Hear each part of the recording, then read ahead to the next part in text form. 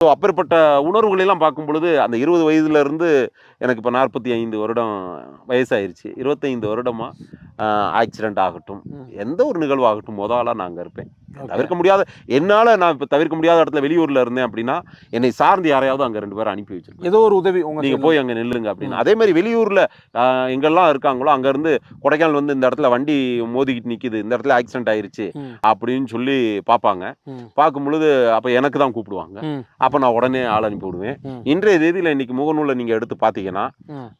கடந்த ஒரு 2 வருடங்களுக்கு முன்பாக 3 வருடங்களுக்கு முன்பாக ஈரோடு போய் ஒரு மருத்துவமனை திறப்பு விழாவுக்கு போய் வந்திருக்கும் பொழுது, ஒரு பெரிய ப ப மரம் விழுந்து ஒரு பேருந்து மாட்டிக்கிருச்சு. சரி. கிட்டத்தட்ட 60 பேர் இருப்பாங்க. ம். ஒரே ஆளா நான் எப்போதும் வாகனத்தில கடப்பாரை வச்சிருப்பேன். ம். அத வச்சு அந்த மரத்தை எல்லாம் வெட்டி எடுத்து கேரளா சுற்றுலா பயணிகள் 60 இளைஞர்கள். அவங்களுடைய ஆர்ப்பரிப்பும், அவங்களுடைய மகிழ்ச்சியிலையும் பார்க்கும் பொழுது, ஒரே ஆளு எல்லாரையும் ஒரு ஒரு ஒரு மாரி ஹீரோ மாரி கொண்டாடுனாங்க. அது ஒரு போதை. ஓகே. அந்த போதை என்னையும் விடல. 25 வருஷமா. ம். அந்த போதைய நானும் விடல. ஓகே. அப்படியே தொடர்ந்து வந்துகிட்டே அது இருக்கு. தொடர்ந்து வந்துகிட்டு